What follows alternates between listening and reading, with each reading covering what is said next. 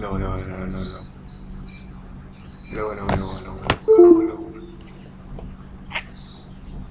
I'm just starting the session, so it's little bit try to find something. Low, low, low. Today topic is the MRI scan of brain, basic sequence of MRI brain. My streaming is stuck maybe, so I think I want to see. It's little bit delay.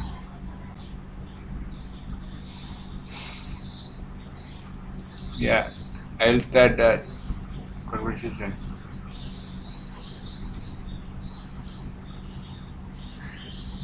Oh, I need the comment.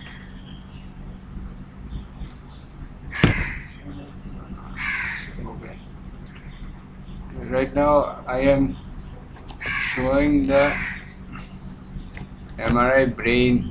There is a in fact in this image. You will look closely. You will see that the diffusion. This is a diffusion image. Left side of the screen. You see. In this image, you see there is a hypodense area in this lesion of the brain. If you see that type of area in a brain and there is a history of weakness, limb weakness, slurring of speech, you will be identified along with the history. It's a brain infarct. You will look closely in ADC image. When the brain, whenever the brain tissue is in ADC hypodense or diffusion hyper, it's totally clear that it's a infarct. So you look closely in T2 image, we will see the little bit of edema in this area. You'll see, look closely and adjust the contrast. You'll see that this area will be little bit of bright. First of all, I am trying to describe how to blend the normal MRI brain. There is a sagittal image in the left side of the screen.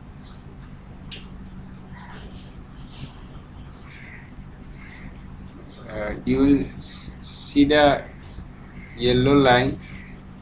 When you plan the MRI brain, you will be planned according to the anatomy. This is a corpus column.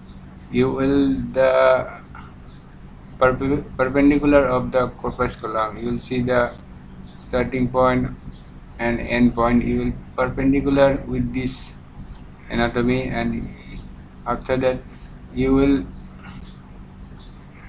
plan till the full area of the brain. There is a starting of the brain is this area. Sometimes the cerebellum will be some child baby patient. You will see the cerebellum will this area. In this area, like connected to this point. So if there is that type of patient, you will need to scan this much level, so that you will see the artery here. It's a internal carotid artery. After that, this one is the right vertebral artery. This is a left vertebral artery. So the planning is, the axial scan look like this, starting from the end of the atlas and up to the brain. So it's the area of the brain you will planning like that.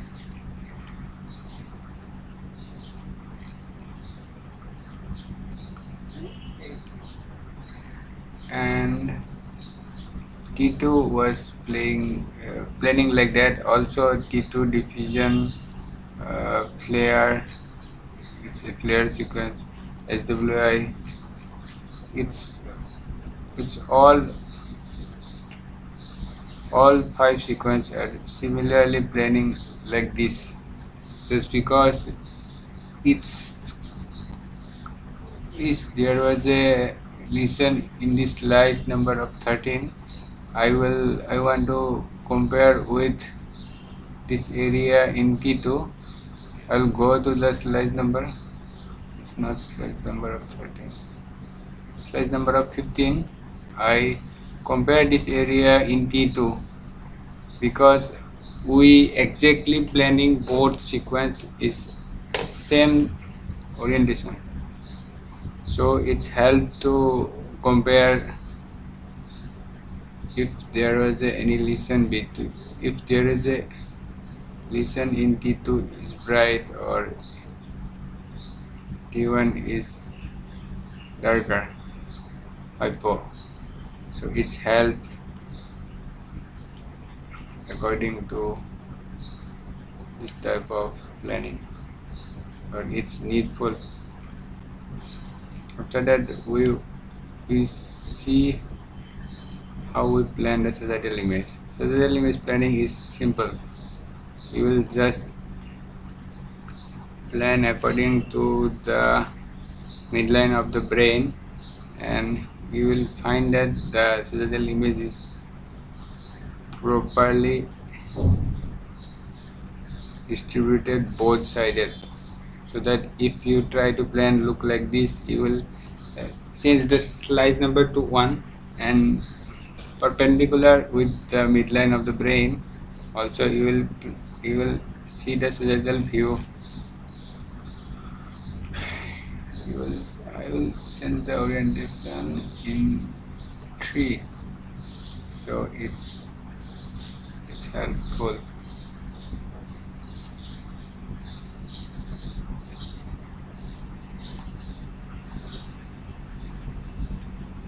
In this planning you will see the in sagittal planning you will like planning the one slice in midline of the brain. Also in sagittal, in corneal section you will perpendicular of the midline of the brain. After that you will increase the slice number like 25, 30, whatever you want to do, and it will be similarly divided with both area, and after that you will adjust the outline. It's important that you will scan until the last slice in this according to T2 of the cerebellum.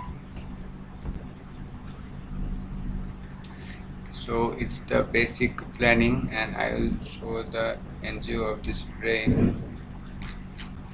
You will see there is a missing of internal carotid artery. In this area you don't see this right side of the internal carotid artery. It's properly visualize that there is a problem in this area. Look closely in this artery, it's totally bright In T2, the normal blood flow is not showing bright. I will show the example. You will see properly. This was a left-sided vertebral artery. It's black, or it's a right-sided vertebral artery. It's bright. It's black, or it's a internal carotid artery. It's bright just because there is a no any blood flow. So it will see the angio top sequence. There is a artery in this area, but you will look closely. There is no any blood flow in this area. So if you look properly, there is a this internal vertebral artery not showing any enhancement hyper in angio top sequence. So that after that the image is reconstruct, it will look like that.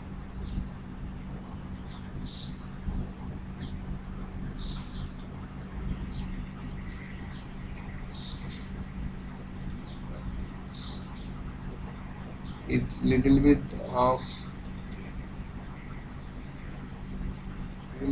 less contrast just because it's a MRI angio. You will look closely. This is the left vertebral artery going through the. In this image, you see the right-sided vertebral internal carotid artery is not visualized, and you'll see this is the left middle cerebral artery, or here was the right middle cerebral artery was like not showing that much blood flow. I will zoom this image. You will see there is a less blood flow in this area, so that this area will be causing infarct because there is a no blood flow for this incident.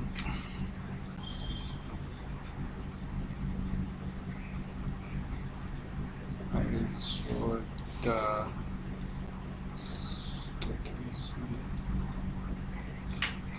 this is the SWI.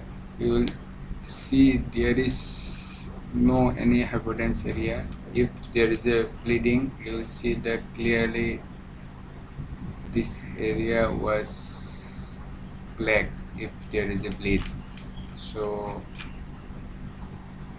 after the watch all sequence closely, you'll find out there is a infarct. In infarct, you will see the flare image edema in this area, because when a person have infarct, this area will be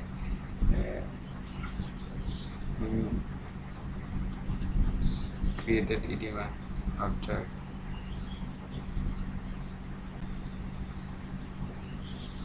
one day or like that. Go to the class is ended here. Thanks for watching.